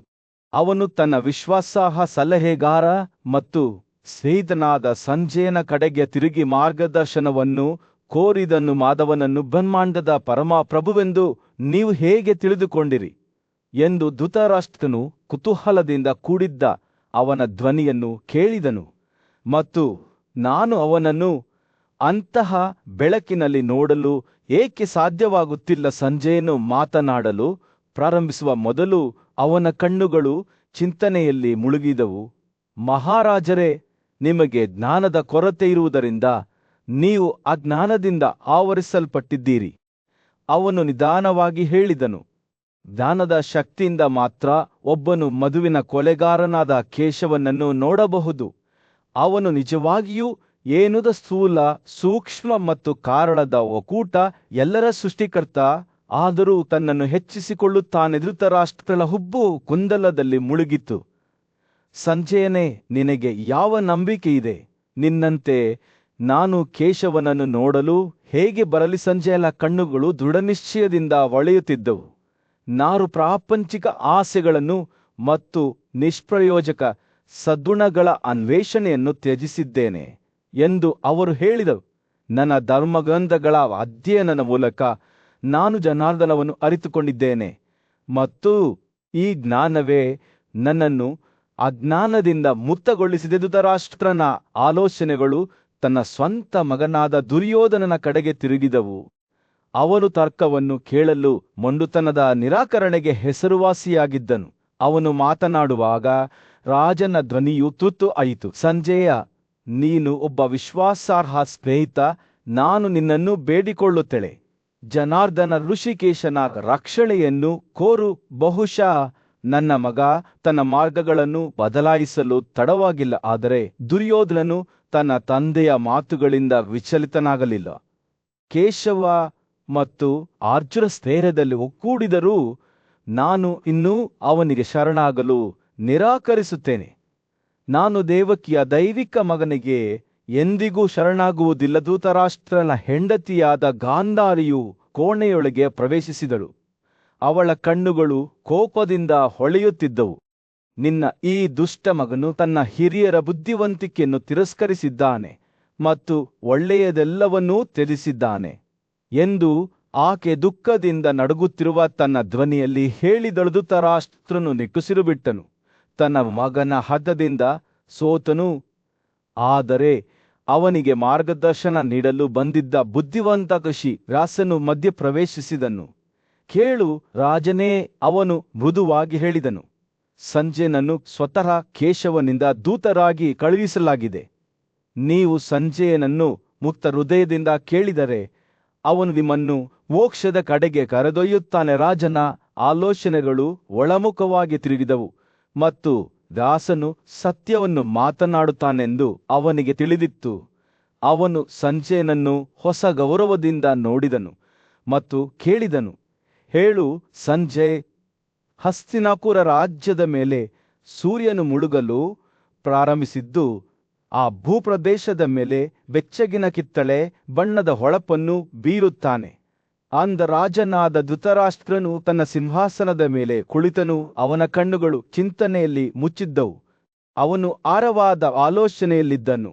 ಅವನ ಮನಸ್ಸನ್ನು ನಿಗೂಢ ಮತ್ತು ಪೂಜ್ಯ ಭಗವಾನ್ ಕೃಷ್ಣನು ಸೇವಿಸಿದನು. ಧೃತರಾಷ್ಟ್ರನು ತನ್ನ ಸಾರಥಿ ಮತ್ತು ಸಲಹೆಗಾರನನ್ನು ಕರೆದು, ಸಂಜೆ ನಾನು ನಿನ್ನನ್ನು ಬೇಡಿಕೊಳ್ಳುತ್ತೇನೆ, ಕಮಲದ ಕಣ್ಣಿನ ಕೃಷ್ಣನ ಬಗ್ಗೆ ನನಗೆ ಹೆಚ್ಚು ತಿಳಿಸಿ. ನಾನು ಅವನ ಅಸ್ತಿತ್ವದ ಆಳವನ್ನು ಅರ್ಥ ಮಾಡಿಕೊಳ್ಳಲು, ಅವನ ದೈವಿಕ ಸ್ವಭಾವದ ಸಾರವನ್ನು ಗ್ರಹಿಸಲು ಬಯಸುತ್ತೇನೆ. ಸಂಜೆ ಒಬ್ಬ ಬುದ್ಧಿವಂತ ಮತ್ತು ವಿದ್ಯಾವಂತ ವ್ಯಕ್ತಿಯಾಗಿದ್ದು, ಅವನ ತುಟಿಗಳ ಮೇಲೆ ನಗುವಿನ ಸುಳಿವನ್ನು ಹೊಂದಿ ರಾಜನ ಬಳಿಗೆ ಹೋದನು. ಮಹಾರಾಜವೇ, ಸಂಜೆ ಪ್ರಾರಂಭಿಸಿದ, ನಾನು ಈ ಹಿಂದೆ ನಿಮಗೆ ಭಗವಾನ್ ಕೃಷ್ಣನ ಬಗ್ಗೆ ಅನೇಕ ಕಥೆಗಳನ್ನು ಹೇಳಿದ್ದೇನೆ. ಆದರೆ ನೀವು ಹೆಚ್ಚು ತಿಳಿದುಕೊಳ್ಳಲು ಬಯಸಿದರೆ ನಾನು ಆತನಿಗೆ ತಿಳಿದಿರುವ ಕೆಲವು ಹೆಸರುಗಳನ್ನು ವಿವರಿಸುತ್ತೇನೆ. ಅವುಗಳಲ್ಲಿ ಆತನ ದೈವತ್ವದ ವ್ಯಾಪ್ತಿಯನ್ನು ಬಹಿರಂಗಪಡಿಸುವ ರಹಸ್ಯಗಳು ಮತ್ತು ನಿಗೂಢತೆಗಳಿವೆ. ಧೃತರಾಷ್ಟ್ರನು ಮುಂದೆ ವಾಲಿದನು. ಪ್ರತಿ ಪದದಲ್ಲೂ ಕುಡಿಯಲು ಆತನ ಕಿವಿಗಳು ಉತ್ಸುಕವಾಗಿದ್ದವು. ಕೇಶವ ಸಂಜೆ ಮುಂದುವರಿಸಿದರು, ಇದು ವಿವರಣೆಯನ್ನು ಧಿಕ್ಕರಿಸುವ ಹೆಸರು, ಏಕೆಂದರೆ ಇದು ಪದಗಳನ್ನು ಮೀರಿದ ಅಳೆಯಲಾಗದ ಶ್ರೇಷ್ಠತೆಯ ಬಗ್ಗೆ ಮಾತನಾಡುತ್ತದೆ. ಆದರೂ ಅವನ ಮಿತಿಯಿಲ್ಲದ ಸ್ವಭಾವದ ಬಗ್ಗೆ ಮಾತನಾಡುವ ಇತರ ಹೆಸರುಗಳೇ ವಾಸುದೇವ, ಭ್ರಮೆಯ ಪರದೆಯ ಎಲ್ಲಾ ಜೀವಿಗಳ ಹೊದಿಕೆ, ವಿಷ್ಣು, ಸರ್ವವ್ಯಾಪಿ, ಮಡವ ಮುನಿ, ಏಕಾಗ್ರತೆ ಮತ್ತು ಯೋಗ ಹೀರಿಕೊಳ್ಳುವಿಕೆಯನ್ನು ಅಭ್ಯಾಸ ಮಾಡುವವನು. ಸಂಜೆ ಮಾತನಾಡುತ್ತಿದ್ದಂತೆ ಧೃತರಾಷ್ಟ್ರನ ಕಣ್ಣುಗಳು ಹೊಸ ತಿಳುವಳಿಕೆಯಿಂದ ಹೊಳೆಯಲು ಪ್ರಾರಂಭಿಸಿದವು. ಅವನ ಸಾರಥಿಯು ಹೆಚ್ಚಿನ ಹೆಸರುಗಳನ್ನು ಬಹಿರಂಗಪಡಿಸಿದಾಗ ಅವನು ಶ್ರದ್ಧೆಯಿಂದ ಕೇಳತೊಡರಿದನು. ಅಸುರನ ಕೊಲೆಯಾದ ಮಧುಸೂದನ ಅಸ್ತಿತ್ವ ಮತ್ತು ಶಾಶ್ವತ ಶಾಂತಿಯ ಪರಿಕಲ್ಪನೆಗಳನ್ನು ಒಗ್ಗೂಡಿಸುವ ಕೃಷ್ಣ, ನಾಶವಾಗದ ಪುಂಡರೀಕಾಕ್ಷ, ಅವರ ವಾಸಸ್ಥಾನವು ಉನ್ನತ ಮತ್ತು ಶಾಶ್ವತವಾಗಿದೆ. ಸಂಜೆ ಅವರ ಮಾತುಗಳು ಧೃತರಾಷ್ಟ್ರಳ ಸುತ್ತ ಅದ್ಭುತದ ಚಿತ್ರಣವನ್ನು ಸೃಷ್ಟಿಸಿದವು. ಭಗವಾನ್ ಕೃಷ್ಣನನ್ನು ಬಹುಮುಖಿ ವಿರೋಧಾಭಾಸಗಳು ಮತ್ತು ವಿರೋಧಾಭಾಸಗಳಿಂದ ತುಂಬಿದ ವ್ಯಕ್ತಿಯಾಗಿ ಚಿತ್ರಿಸಿದವು. ಆತ ಮಧುವಿನ ವಧೆಗಾರನಾಗಿದ್ದನು, ಆದರೆ 24 ಜ್ಞಾನದ ವಸ್ತುಗಳ ಸಾರವೂ ಆಗಿದ್ದನು. ಎಲ್ಲ ಮಾನವರ ಆಶ್ರಯ, ಆದರೆ ಅವಾಸ್ತವವನ್ನು ನೈಜವಾಗಿ ಕಾಣುವಂತೆ ಮಾಡಲು ತನ್ನ ಶಕ್ತಿಯಿಂದ ಜೀವಿಗಳನ್ನು ಮೋಸಗೊಳಿಸುವವನು. ರಾತ್ರಿ ಆಳವಾಗುತ್ತಿದ್ದಂತೆ ಧೃತರಾಷ್ಟ್ರನ ಮನಸ್ಸಿನಲ್ಲಿ ಭಯ ಮತ್ತು ಭಕ್ತಿಯ ಭಾವ ತುಂಬಿತು. ಆತನಿಗೆ ತಾನು ಭಗವಾನ್ ಕೃಷ್ಣನ ರಹಸ್ಯಗಳ ಮೇಲಿಮೆಯನ್ನು ಮಾತ್ರ ಗೀಚಿದನೆಂದು ತಿಳಿದಿತ್ತು, ಆದರೆ ಆತ ತನ್ನ ಅಸ್ತಿತ್ವದ ಪ್ರಕಾಶದಲ್ಲಿ ಆನಂದಿಸಲು ತೃಪ್ತನಾಗಿದ್ದನು. ಸಂಜೆಯನ್ನು ಮಾತನಾಡುವುದನ್ನು ಮುಗಿಸಿದನು ಮತ್ತು ರಾಜನ ಕಣ್ಣುಗಳು ಕೃತಜ್ಞತೆಯಿಂದ ತುಂಬಿದ ಅವನ ಕಡೆಗೆ ತಿರುಗಿದವು. ಸಂಜೆ ಧೃತರಾಷ್ಟ್ರನು ತನ್ನ ಧ್ವನಿಯಲ್ಲಿ ಪಿಸುಗುಟ್ಟುತ್ತಾ ಹೇಳಿದ, ನಿಮ್ಮ ಮಾತುಗಳಿಗೆ ನಾನು ಕೃತಜ್ಞನಾಗಿದ್ದೇನೆ. ಭಗವಾನ್ ಕೃಷ್ಣನು ಕೇವಲ ಒಬ್ಬ ವ್ಯಕ್ತಿಯಲ್ಲ, ಆದರೆ ದೈವಿಕತೆಯ ಅಭಿವ್ಯಕ್ತಿಯೆಂದು ನನಗೆ ಈಗ ತಿಳಿದಿದೆ. ಆತನು ತನ್ನಂತೆ ನಮ್ಮ ಬಳಿಗೆ ಬರುತ್ತಾನೆ. ಹಸ್ತಿನಾಪುರದ ಮೇಲೆ ಸೂರ್ಯನು ಮುಳುಗಿ ಅರಮನೆಯ ಮೇಲೆ ಬೆಚ್ಚಗಿನ ಕಿತ್ತಳೆ ಬಣ್ಣದ ಹೊಳಪನ್ನು ಬೀರಿದನು. ಅಂದ ರಾಜನಾದ ಧೃತರಾಷ್ಟ್ರನು ತನ್ನ ಸಿಂಹಾಸನದ ಮೇಲೆ ಕುಳಿತು ಚಿಂತೆಯಲ್ಲಿ ಮುಳುಗಿದನು. ಅವನ ಸಲಹೆಗಾರನಾದ ಸಂಜಯನು ಅವನ ಮುಂದೆ ನಿಂತು ತನ್ನ ಯಜಮಾನನ ಮಾತುಗಳಿಗಾಗಿ ಕಾಯುತ್ತಿದ್ದನು. ಅವನು ಯಾದವರ ಪೂಜ್ಯ ನಾಯಕನಾದ ವಾಸುದೇವನ ಬಗ್ಗೆ ಮಾತನಾಡುವಾಗ ರಾಜನ ಧ್ವನಿಯು ಹಂಬಲದಿಂದ ತುಂಬಿತ್ತು. ಸಂಜಯ ಧೃತರಾಷ್ಟ್ರನು ತನ್ನ ಕಣ್ಣುಗಳನ್ನು ಮುಚ್ಚಿ ತನ್ನ ಮನಸ್ಸಿನಲ್ಲಿ ಕಾಣಿಸುತ್ತಿರುವ ಆ ದರ್ಶನವನ್ನು ನೋಡಿದಂತೆ ತಮ್ಮ ಮುಂದೆ ನೋಡುತ್ತಿರುವ ಆ ವಾಸುದೇವನನ್ನು ನೋಡುವ ಆಶೀರ್ವಾದ ಪಡೆದವರನ್ನು ನಾನು ಅಸೂಯೆ ಪಡುತ್ತೇನೆ. ಅವನ ದೇಹವು ಪ್ರಕಾಶಮಾನವಾದ ಸೂರ್ಯನಂತೆ ಹೊಳೆಯುತ್ತದೆ, ಅದು ಸ್ಪರ್ಶಿಸುವಾಗೆಲ್ಲವನ್ನೂ ಬೆಳಗಿಸುತ್ತದೆ. ಅವನು ಬುದ್ಧಿವಂತಿಕೆ ಮತ್ತು ದರೆಯ ಮಾತುಗಳನ್ನು ಮಾತನಾಡುವುದನ್ನು ಕೇಳಲು ನಾನು ಹಾತೊರೆಯುತ್ತೇನೆ. ನಮ್ಮ ಜನರು ಭಾರತರು ಗೌರವದಿಂದ ಕೇಳುತ್ತಾರೆ. ಅವನು ಮಾತನಾಡುವಾಗ ಧೃತರಾಷ್ಟ್ರನ ಕಲ್ಪನೆಯು ಅವನನ್ನು ತನ್ನ ಶತ್ರುಗಳ ಮುಂದೆ ನಿಂತಿರುವ ದೃಶ್ಯಕ್ಕೆ ಕರೆದೊಯ್ಯಿತು. ಅವನ ಧ್ವನಿಯು ಗಾಳಿಯನ್ನು ಹೊತ್ತುಕೊಂಡು ಹೋಗುತ್ತಿತ್ತು. ಅವನ ಮಾತುಗಳು ದೋಷರಹಿತವಾಗಿರುತ್ತವೆ, ಸಮೃದ್ಧಿಯನ್ನು ಬಯಸುವವರಿಗೆ ಸ್ವೀಕಾರಾರ್ಹವಾಗಿರುತ್ತವೆ, ಆದರೆ ಸಾವಿಗೆ ತುತ್ತಾದವರಿಗೆ ಸ್ವೀಕಾರಾರ್ಹವಲ್ಲ ಎಂದು ರಾಜನು ಮುಂದುವರಿಸಿದನು. ಅವನ ಧ್ವನಿಯು ಭಯದಿಂದ ತುಂಬಿತ್ತು. ಧೃತರಾಷ್ಟ್ರನು ವಾಸುದೇವನನ್ನು ಯಾದವರ ಅಸದ ನಾಯಕನಾಗಿ, ಶೌರ್ಯ ಮತ್ತು ಶಕ್ತಿಯಲ್ಲಿ ಸಾಟಿಯಿಲ್ಲದ ನಾಯಕನಾಗಿ ಚಿತ್ರಿಸಿದನು. ಅವನು ತನ್ನ ಜನರಲ್ಲಿ ಗೂಳಿಯಾಗಿದ್ದನು, ಅವರ ವೈರಿಗಳಿಂದ ಭಯಭೀತರಾಗಿದ್ದನು ಮತ್ತು ಅವನನ್ನು ತಿಳಿದಿರುವಾಗ ಎಲ್ಲರೂ ಅವನನ್ನು ಗೌರವಿಸುತ್ತಿದ್ದರು. ರಾಜನ ಮನಸ್ಸು ಯುದ್ಧಭೂಮಿಯಲ್ಲಿ ಅಲೆದಾಡಿತು. ಅಲ್ಲಿ ವಾಸುದೇವನು ತನ್ನನ್ನು ವಿರೋಧಿಸುವ ಧೈರ್ಯಶಾಲಿಗಳನ್ನೆಲ್ಲ ಸೋಲಿಸುತ್ತಾನೆ. ಅವನು ಮಾತನಾಡುವಾಗ ವಾಸುದೇವನಿಗೆ ಧೃತರಾಷ್ಟ್ರನ ಭಕ್ತಿಯ ಆಳವನ್ನು ಅರಿತ ಸಂಜಯನು ಶ್ರದ್ಧೆಯಿಂದ ಆಲಿಸಿದನು. ಅವನು ಕೇವಲ ಒಬ್ಬ ನಾಯಕನಲ್ಲ, ಅವನು ಪೂಜ್ಯ ವ್ಯಕ್ತಿವಿಷಿ ಮತ್ತು ಯೋಧನಾಗಿದ್ದನು. ವಾಸುದೇವನಿಗೆ ರಾಜನ ಮೆಚ್ಚುಗೆಯು ಯಾವುದೇ ರೀತಿಯನ್ನು ಹೊಂದಿರಲಿಲ್ಲ, ಏಕೆಂದರೆ ಅವನು ಅವನನ್ನು ಜೀವಿಗಳ ವಿಧ್ವಂಸಕ ಮತ್ತು ಬ್ರಹ್ಮಾಂಡದ ಆಶ್ರಯ ಎಂದು ಬಣ್ಣಿಸಿದನು. ಧೃತರಾಷ್ಟ್ರನ ಮಾತುಗಳು ವಾಸುದೇವನ ಶ್ರೇಷ್ಠತೆಯ ಸ್ಪಷ್ಟ ಚಿತ್ರಣವನ್ನು ಚಿತ್ರಿಸಿದವು ಮತ್ತು ಸಂಜಯನಿಗೆ ತನ್ನ ಬಗ್ಗೆ ಗೌರವದ ಭಾವವನ್ನು ಹೊಂದಲು ಸಾಧ್ಯವಾಗಲಿಲ್ಲ. ತನ್ನ ಗುರುವು ವಾಸುದೇವನ ಅನೇಕ ಹೆಸರುಗಳ ಬಗ್ಗೆ ಮಾತನಾಡುವುದನ್ನು ಮುಂದುವರಿಸಿದಾಗ ಅವನು ಆಲಿಸಿದನು. ಅರಿಷ್ಟ ಸುಂದರವಾದ ರೆಕ್ಕೆಗಳನ್ನು ಹೊಂದಿರುವ ಪಕ್ಷಿ, ಎಲ್ಲದರ ಸೃಷ್ಟಿಕರ್ತ ಮತ್ತು ವಿಧ್ವಂಸಕ, ಪ್ರಾಚೀನ, ಪ್ರಾರಂಭ, ಮಧ್ಯ ಅಥವಾ ಅಂತ್ಯವಿಲ್ಲದ ರಾಜನು ಮಾತನಾಡುವುದನ್ನು ಮುರಿಸಿದಾಗ ತನ್ನ ಯಜಮಾನನಿಂದ ಅಪರೂಪದ ಭಕ್ತಿಯ ಪ್ರದರ್ಶನವನ್ನು ತಾನು ಕಂಡಿದ್ದೇನೆ ಎಂದು ತಿಳಿದ ಸಂಜಯನು ಗೌರವದಿಂದ ತಲೆ ಬಾಗಿದನು. ಧೃತರಾಷ್ಟ್ರನ ಮಾತುಗಳು ವಾಸುದೇವನ ಬಗ್ಗೆ ಮಾತ್ರವಲ್ಲದೆ ಪೂಜ್ಯ ನಾಯಕನೊಂದಿಗಿನ ಅವನ ಸ್ವಂತ ಹಂಬಲದ ಬಗ್ಗೆಯೂ ಮಾತನಾಡುತ್ತಿದ್ದವು. ಈ ಕ್ಷಣದಲ್ಲಿ ಕುರುಡು ರಾಜನ ಹೃದಯವು ತನ್ನಲ್ಲಿ ಅಂತಹ ವಿಸ್ಮಯವನ್ನು ಪ್ರೇರೇಪಿಸಿದ ವಾಸುದೇವನಿಗೆ ಆಳವಾದ ಗೌರವ ಮತ್ತು ವೆಚ್ಚದಿಂದ ತುಂಬಿತ್ತು. ಅವರ ನಡುವಿನ ಮೌನವು ಹೆಚ್ಚಾಗುತ್ತಿದ್ದಂತೆ ತನ್ನ ಯಜಮಾನನ ಮಾತುಗಳನ್ನು ವಾಸುದೇವನಿಗೆ ಕೊಂಡೊಯ್ಯುವ ಜವಾಬ್ದಾರಿಯನ್ನು ತನಗೆ ವಹಿಸಲಾಗಿದೆ ಎಂದು ತಿಳಿದ ಸಂಜಯನು ತನ್ನ ಬಿಲ್ಲಿನಿಂದ ಎದ್ದು ನಿಂತನು. ಪೂಜ್ಯ ನಾಯಕನಿಗೆ ಧೃತರಾಷ್ಟ್ರನ ಭಕ್ತಿಯನ್ನು ತಿಳಿಸುವ ಆಲೋಚನೆಯು ಅವನಲ್ಲಿ ಜವಾಬ್ದಾರಿ ಮತ್ತು ಉದ್ದೇಶದ ಭಾವವನ್ನು ತುಂಬಿತು. ಪ್ರಕ್ಷುಬ್ಧತೆಯ ನಡುವೆಯೂ ಪಾಂಡವ ಶಿಬಿರದಿಂದ ಸಂಜಯನು ನಿರ್ಗಮಿಸಿದ ನಂತರ ನಡೆದ ಘಟನೆಗಳನ್ನು ಅರ್ಥ ಮಾಡಿಕೊಳ್ಳಲು ಪ್ರಯತ್ನಿಸಿದ ಜನಮೇಜಯನ ಕುತೂಹಲವು ಕೆರಳಿತು. ಆತ ಪೂಜ್ಯ ಬ್ರಾಹ್ಮಣನಾದ ವೈಶಂಪಾಯನನ ಕಡೆಗೆ ತಿರುಗಿ ಕಥೆಯನ್ನು ವಿವರಿಸುವಂತೆ ಕೇಳಿಕೊಂಡನು. ನ್ಯಾಯಯುತ ರಾಜ ಯುಧಿಷ್ಠಿರ ಮತ್ತು ದಾಸರಥ ಕುಲದ ದೈವಿಕ ರಾಜಕುಮಾರನಾದ ಕೃಷ್ಣನ ನಡುವಿನ ಸಂಭಾಷಣೆಯನ್ನು ವಿವರಿಸುವ ಮೂಲಕ ವೈಶಂಪಾಯನನು ತನ್ನ ನಿರೂಪಣೆಯನ್ನು ಪ್ರಾರಂಭಿಸಿದನು. ಅವರು ಒಟ್ಟಿಗೆ ನಿಂತಾಗ ಯುಧಿಷ್ಠಿರನು ಕೃಷ್ಣನನ್ನು ಅವರ ಮೇಲೆ ಸನ್ನಿಹಿತವಾದ ಅಪಾಯದಿಂದ ರಕ್ಷಿಸುವಂತೆ ಬೇಡಿಕೊಂಡನು. ಯುಧಿಷ್ಠಿರನು, ಓ ಸ್ನೇಹಿತರಿಗೆ ನಿಷ್ಠಾವಂತನಾದ ನೀನು, ಸ್ನೇಹಿತರು ತಮ್ಮ ನಿಷ್ಠೆಯನ್ನು ಪ್ರದರ್ಶಿಸುವ ಸಮಯ ಬಂದಿದೆ. ಈ ಅಗತ್ಯದ ಸಮಯದಲ್ಲಿ ನಿನ್ನನ್ನು ಹೊರತುಪಡಿಸಿ ನಮ್ಮನ್ನು ಉಳಿಸಬಲ್ಲ ಬೇರೆ ಯಾರೊಬ್ಬರೂ ನನಗೆ ಕಾಣಿಸುವುದಿಲ್ಲ.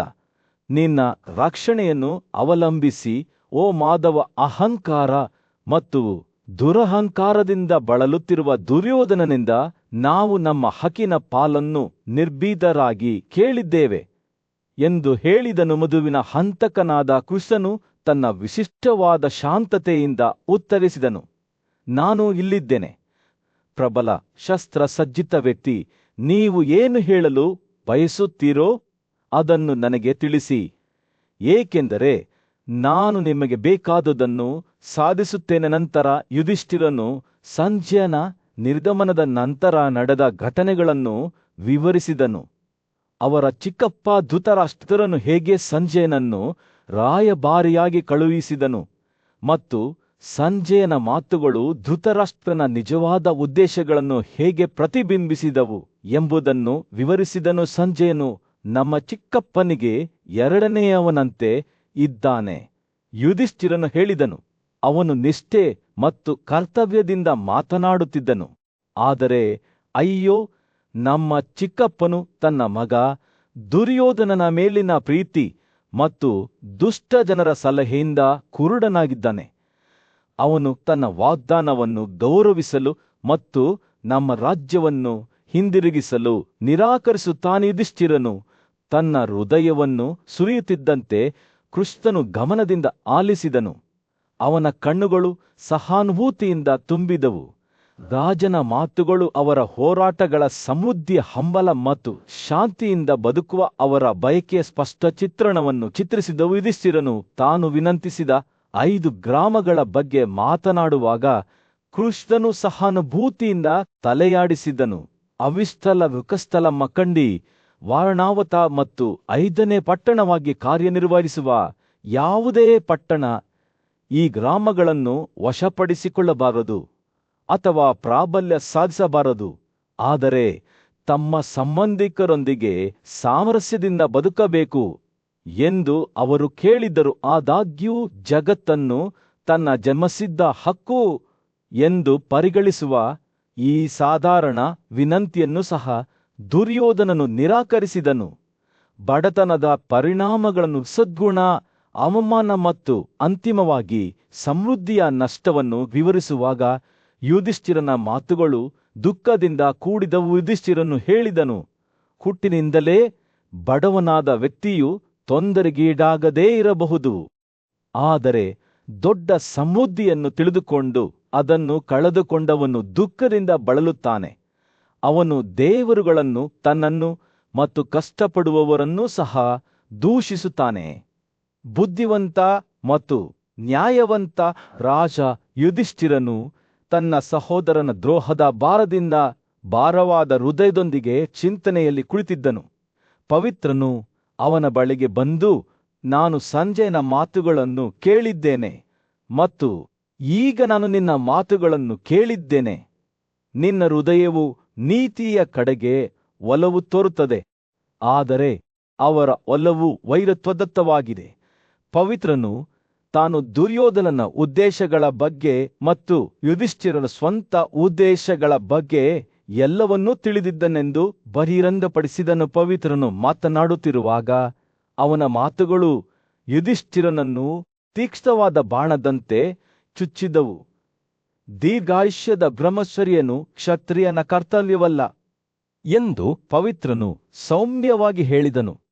ವಾಸ್ತವವಾಗಿ ಎಲ್ಲ 4 ವರ್ಗಗಳ ಪುರುಷರು ಕ್ಷತ್ರಿಯನು ಎಂದಿಗೂ ಭಿಕ್ಷೆಯ ಮೇಲೆ ಬದುಕಬಾರದು ಎಂದು ಹೇಳಿದ್ದಾರೆ.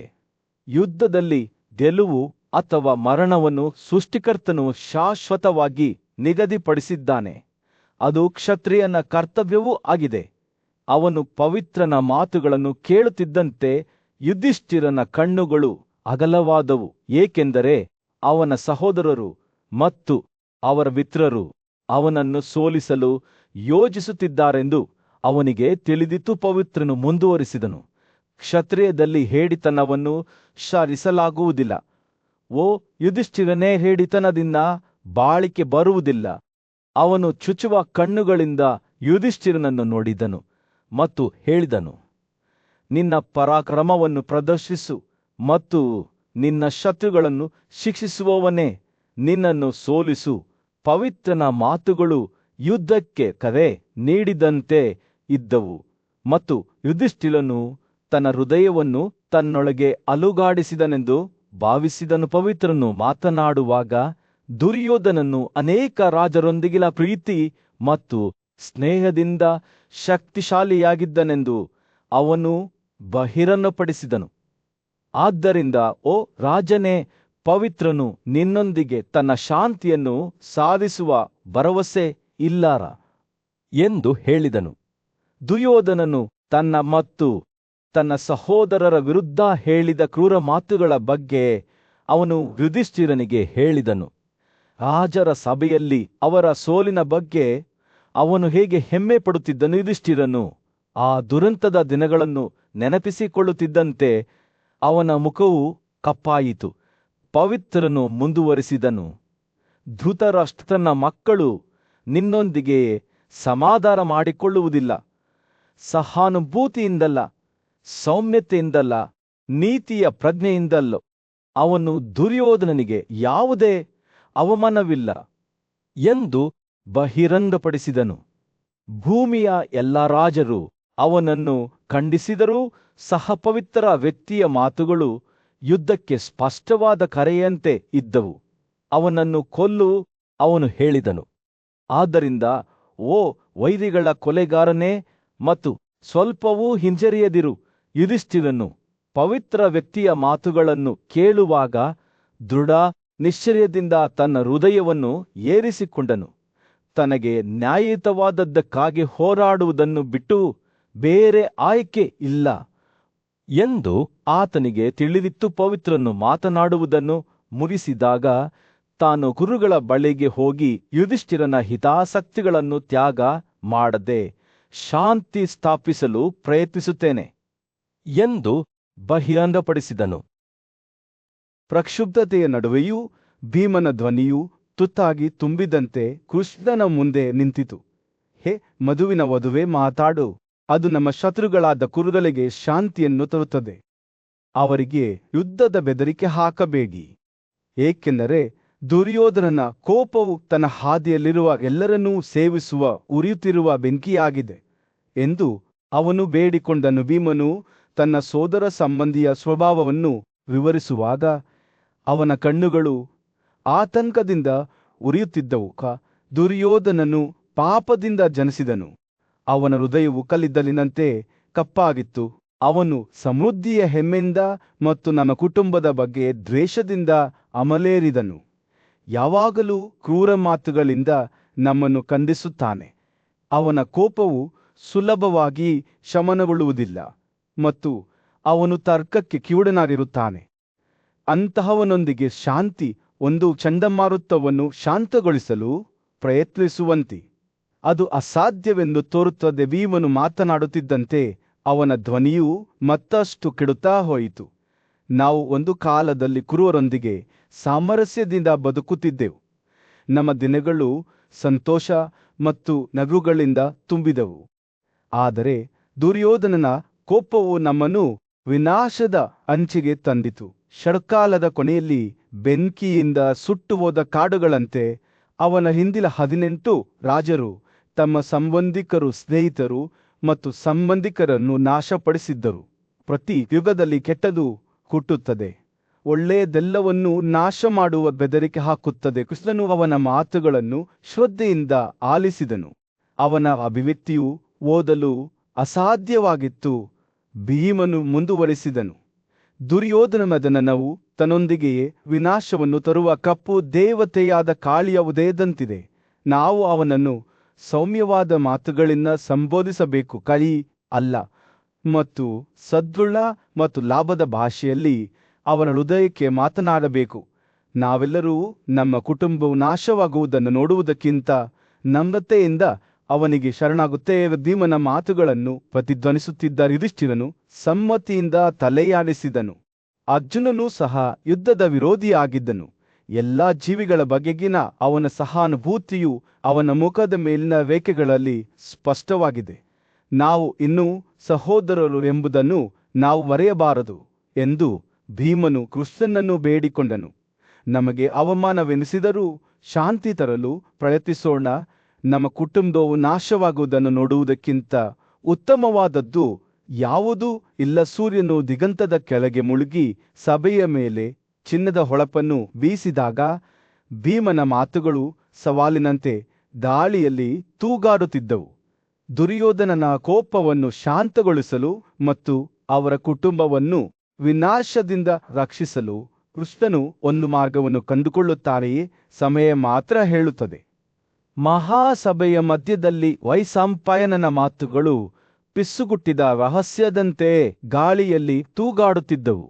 ವೀರ ಯೋಧನಾದ ಭೀಮನು ಅನಿರೀಕ್ಷಿತವಾಗಿ ಸೌಮ್ಯತೆಯಿಂದ ಮಾತನಾಡಿದ್ದನು ಮತ್ತು ಅವನ ಮಾತುಗಳು ಆಲಿಸಿದ ಎಲ್ಲರ ಮನಸ್ಸಿನಲ್ಲಿ ಇನ್ನೂ ಪ್ರತಿಧ್ವನಿಸುತ್ತಿದ್ದವು. ಆದರೆ ರಾಮನ ಕಿರಿಯ ಸಹೋದರನಾದ ಕೇಶವನು ಸೌಮ್ಯತೆಯಿಂದ ಮಾತ್ರ ಪ್ರಭಾವಿತನಾಗುವವನಲ್ಲ. ಬೇಸಿಗೆಯ ದಿನದಂದು ತನ್ನ ಧ್ವನಿಯನ್ನು ಗುಡುಗುಗಳಂತೆ ಗಟ್ಟಿಯಾಗಿ ನಕ್ಕನು. ಅವನು ತನ್ನ ಬಿಲ್ಲು ಸಾರಂಧವನ್ನು ಸುಲಭವಾಗಿ ಹಿಡಿದನು ಅವನು ಮಾತನಾಡುತ್ತಿದ್ದಾಗ ಕೇಶವನು ಹೇಳಿದ ಮಾತುಗಳು ಬೆಂಕಿಯನ್ನಾಗಿ ಮಾಡುವ ಸೌಮ್ಯವಾದ ಗಾಳಿಯಂತೆ ಇದ್ದವು. ಭೀಮೆ, ಯಾವಾಗಲೂ ಯೋಧನಾಗಿದ್ದ ನೀನು ಧೃತರಾಷ್ಟ್ರನ ದುಷ್ಟಪುತ್ರರನ್ನು ಹತ್ತಿಕ್ಕಲು ಬಯಸುತ್ತೀಯಾ? ಇದು ಏನೆಂದು ನಾನು ಕೇಳುತ್ತಿದ್ದೇನೆ. ಲೆಕ್ಕವಿಲ್ಲದಷ್ಟು ರಾತ್ರಿಗಳನ್ನು ಹಿಂದಕ್ಕೆ ಮತ್ತು ಮುಂದಕ್ಕೆ ಕಳೆಯುತ್ತಿರುವ ನೀನು, ನಿನ್ನ ಹೃದಯವು ಕೋಪದಿಂದ ಉರಿಯುತ್ತಿದೆ. ಈಗ ಶಾಂತಿಯ ಬಗ್ಗೆ ಮಾತನಾಡುತ್ತೀಯಾ? ಕೇಶವನ ಮಾತುಗಳು ಒಂದು ಸವಾಲಿನಂತೆ, ಭೀಮನ ಧೈರ್ಯದ ಪರೀಕ್ಷೆಯಂತೆ ಇದ್ದವು. ಭೀಮನು ತಾನು ಹೋರಾಡಿದ ಅನೇಕ ಯುದ್ಧಗಳನ್ನು, ತಾನು ಸೋಲಿಸಿದ ಅನೇಕ ವೈರಿಗಳನ್ನು ನೆನಪಿಸಿಕೊಂಡಾಗ ಅವನ ಮುಖವು ಬೆಚ್ಚಿಬಿದ್ದಿತ್ತು. ದುರ್ಯೋಧನನನ್ನು ತನ್ನ ಗದೆಯಿಂದ ಕೊಲ್ಲುವುದಾಗಿ ತನ್ನ ಸಹೋದರರಿಗೆ ತಾನು ಮಾಡಿದ ಪ್ರತಿಜ್ಞೆಯನ್ನು ಅವನು ನೆನಪಿಸಿಕೊಂಡನು. ಆದರೂ ಈಗ ಅವನು ಶಾಂತಿಯ ಬಗ್ಗೆ ಮಾತನಾಡುತ್ತಿದ್ದಾನೆ. ಕೇಶವನು ಹೇಳಿದ ಮಾತುಗಳು ಕವಚದ ಮೂಲಕ ಕತ್ತರಿಸುವ ಚಾಕಿಲಂತೆ ಆಳವಾಗಿ ಕತ್ತರಿಸಲ್ಪಟ್ಟವು. ಭೀಮನು ಮೌನವಾಗಿ ಕುಳಿತಾಗ ಅವನ ಮನಸ್ಸು ನೆನಪುಗಳು ಮತ್ತು ಅನುಮಾನಗಳಿಂದ ಓಡುತ್ತಿತ್ತು. ಕೇಶವನು ಮಾತನಾಡುತ್ತಲೇ ಇದ್ದನು. ನಿಮ್ಮ ಹೃದಯವು ತೊಂದರೆಗೀಡಾಗಿದೆ. ಭೀಮನೇ, ನಾನು ಅದನ್ನು ನಿಮ್ಮ ಕಣ್ಣುಗಳಲ್ಲಿ ನೋಡಬಲ್ಲೆ. ನೀವು ಎಲ್ಲೆಡೆ ಶಕುನಗಳನ್ನು ನೋಡುತ್ತೀರಿ, ಸನ್ನಿಹಿತವಾದ ವಿನಾಶದ ಚಿಹ್ನೆಗಳು. ಬಹುಶಃ ಇದಕ್ಕಾಗಿಯೇ ನೀವು ಶಾಂತಿಯನ್ನು ಬಯಸುತ್ತೀರಾ? ಕೇಶವನು ಹೇಳಿದ ಮಾತುಗಳು ಒಳಗಿದ ಭೂಮಿಯನ್ನು ಶಾಂತಗೊಳಿಸುವ ಸೌಮ್ಯ ಮಳೆಯಂತೆ ಇದ್ದವು. ಆದರೆ ತನ್ನ ಅನುಮಾನಗಳಲ್ಲಿ ತಾನು ಒಬ್ಬನೇ ಇಲ್ಲ ಎಂದು ಭೀಮನಿಗೆ ತಿಳಿದಿತ್ತು. ಅವನ ಸಹೋದರವಾದ ಅರ್ಜುನ ಮತ್ತು ನಕುಲರೂ ಸಹ ತೊಂದರೆಗೀಡಾಗಿದ್ದರು. ಅವರ ಹೃದಯಗಳು ದುಃಖದಿಂದ ಭಾರವಾಗಿದ್ದವು. ಆದ್ದರಿಂದ ಕೇಶವನು ಮತ್ತೆ ಮಾತನಾಡುತ್ತಾನೆ. ಅವನ ಧ್ವನಿಯು ಶಸ್ತ್ರಾಸ್ತ್ರಗಳ ಕರೆಯಂತೆ, ಓ ಭರತ, ಹತಾಶೆಗೆ ಶರಣಾಗಬೇಡ. ನೀನು ಕ್ಷತ್ರಿಯ ಯೋಧರಿಂದ ಜನಿಸಿದ ಯೋಧ. ನಿನ್ನ ಜನರಿಗೆ ಈಗ ಹಿಂದೆಂದಿಗಿಂತಲೂ ಹೆಚ್ಚು ನೀನು ಬೇಕು. ಆ ಮಾತುಗಳು ಗಾಳಿಯಲ್ಲಿ ತೂಗಾಡುತ್ತಿರುವಾಗ ಭೀಮನು ತನ್ನೊಳಗೆ ಹೊಳೆಯುವ ಹೊಳಪನ್ನು ಅನುಭವಿಸಿದನು. ಅವನು ತನ್ನ ಸ್ವಂತ ಕಾರ್ಯಗಳನ್ನು, ತನ್ನ ಸ್ವಂತ ಶಕ್ತಿ ಮತ್ತು ಧೈರ್ಯವನ್ನು ನೆನಪಿಸಿಕೊಂಡನು ಮತ್ತು ತಾನು ಈಗ ದುರ್ಬಲಗೊಳ್ಳಲು ಸಾಧ್ಯವಿಲ್ಲ ಎಂದು ಅವನಿಗೆ ತಿಳಿದಿತ್ತು. ಹೊಸ ದೃಢನಿಶ್ಚಯದಿಂದ ಅವನು ತನ್ನ ಪಾದಗಳ ಮೇಲೆ ಎದ್ದು ತನ್ನ ಹೃದಯವನ್ನು ತೀವ್ರ ಸಂಕಲ್ಪದಿಂದ ಬೆಳಗಿಸಿದನು. ಭೀಮನು ಎತ್ತರವಾಗಿ ನಿಂತಿರುವಂತೆ ಸಭೆಯು ನೋಡಿತು. ಅವನ ಕಣ್ಣುಗಳು ನಂದಿಸಲಾಗದ ಬೆಂಕಿಯಿಂದ ಉರಿಯುತ್ತಿದ್ದವು. ಅವನು ಇನ್ನು ಮುಂದೆ ಶಾಂತಿಯ ಬಗ್ಗೆ ಮಾತನಾಡಿದ ಯೋಧನಾಗಿರಲಿಲ್ಲ. ಅವನು ಮತ್ತೊಮ್ಮೆ ಪ್ರಬಲ ಭೀಮನಾಗಿದ್ದನು. ಶತ್ರುಗಳನ್ನು ನಿಗ್ರಹಿಸಿದನು ಮತ್ತು ಆ ಕ್ಷಣದಲ್ಲಿ ಕೇಳಿದ ಎಲ್ಲರಿಗೂ ಮುಂದಿನ ಯುದ್ಧವು ತೀವ್ರವಾದದ್ದು ಮತ್ತು ತುಂಬಾ ದೂರದಲ್ಲಿದೆ ಎಂದು ತಿಳಿದಿತ್ತು. ಬಿಸಿ ಚರ್ಚೆಯ ನಡುವೆಯೇ ಸದಾ ಕೋಪಗೊಂಡ ಯೋಧನಾದ ಭೀಮನು ಇದ್ದಕ್ಕಿದ್ದಂತೆ ಉರಿಯುತ್ತಿರುವ ಕುದುರೆಯಂತೆ ಎಚ್ಚರಗೊಂಡನು. ಯುದ್ಧಕ್ಕೆ ಇಳಿಯಲು ಸಿದ್ಧನಾಗಿದ್ದನು. ಅವನ ಕೋಪವು ಮೇಲ್ಮೈಯಲ್ಲಿ ಕುದಿಯುತ್ತಿತ್ತು ಮತ್ತು ವಾಸುದೇವನ ಮಾತುಗಳು ಅದನ್ನು ಸುಡುವ ಕಿಡಿಯಾಗಿದ್ದವು. ಅಚ್ಯುತ, ಭೀಮನು ತನ್ನ ಧ್ವನಿಯನ್ನು ಮಂದವಾಗಿ ಮತ್ತು ಭಯಭೀತರಾಗಿ ಪ್ರಾರಂಭಿಸಿದನು. ನಾನು ಏನನ್ನಾದರೂ ಹೇಳಲು ಬಯಸುತ್ತೇನೆ. ಆದಾಗ್ಯೂ ನೀವು ನನ್ನನ್ನು ನನಗಿಂತ ಚೆನ್ನಾಗಿ ತಿಳಿದಿದ್ದೀರಿ ಎಂದು ನೀವು ಭಾವಿಸುತ್ತೀರಿ. ಕೋಪದಿಂದ ಮಿನುಗುತ್ತಿರುವ ಅವನ ಕಣ್ಣುಗಳು ನಾನು ಯುದ್ಧದಲ್ಲಿ ಸಂತೋಷಪಡುವವನು ಎಂದು ನೀವು ನಂಬುತ್ತೀರಿ. ಆದರೆ ಅದು ಸಂಪೂರ್ಣವಾಗಿ ನಿಜವಲ್ಲ. ನನ್ನ ಪರಾಕ್ರಮವು ಸಾಟಿಯಿಲ್ಲ ಮತ್ತು ನಾನು ಅದನ್ನು ಯುದ್ಧಭೂಮಿಯಲ್ಲಿ ಪದೇ ಪದೇ ಸಾಬೀತುಪಡಿಸಿದ್ದೇನೆ. ಭೀಮನ ಮಾತುಗಳು ನೋವು ಮತ್ತು ಹೆಮ್ಮೆಯ ಮಿಶ್ರಣದಿಂದ ಕೂಡಿದ್ದವು. ಅವನು ತನ್ನ ಸ್ನೇಹಿತನಿಂದ ತಪ್ಪಾಗಿ ಗ್ರಹಿಸಲ್ಪಟ್ಟನೆಂದು ಭಾವಿಸಿದನು. ಅವನು ಮುಂದುವರಿಸಿದನು, ಬಹುಶಃ ನೀವು ನನ್ನನ್ನು ತಿಳಿದಿಲ್ಲ. ನೀವು ಯೋಚಿಸುವಂತೆಯೇ ಸರೋವರದ ಆಳವನ್ನು ತಿಳಿಯದೆ ಈಜುವವನಂತೆ ಅವನ ಧ್ವನಿಯು ವ್ಯಂಗ್ಯದಿಂದ ತೊಟ್ಟಿಕ್ಕಿತು. ಆದರೆ ಮೇಲ್ಮೈ ಕೆಳಗೆ ಆಳವಾದ ನೋವು ಕುದೀತು. ಭೀಮನ ಮಾತುಗಳು ಸಮತೋಲನದಲ್ಲಿ ತೂಗಾಡುತ್ತಿರುವಾಗ ಗಾಳಿಯು ಉದ್ವಿಗ್ನತೆಯಿಂದ ತುಂಬಿತು. ವಾಸುದೇವನು ತಿಳಿಯದೆ ಒಂದು ನರವನ್ನು ಹೊಡೆದಿದ್ದರು, ಮತ್ತು ಈಗ ಅವನ ಕ್ರಿಯೆಗಳ ಪರಿಣಾಮಗಳು ಬಿರುಗಾಳಿಯ ಸಮುದ್ರದಂತೆ ಅವನ ಮುಂದೆ ತೆರೆದುಕೊಳ್ಳುತ್ತಿದ್ದವು. ನನ್ನೊಂದಿಗೆ ಅಂತಹ ಅಶಿಸ್ತಿನ ಮಾತುಗಳಲ್ಲಿ ಬೇರೆ ಯಾರು ಮಾತನಾಡಬಹುದು? ಭೀಮನು ಕೂಗಿದನು.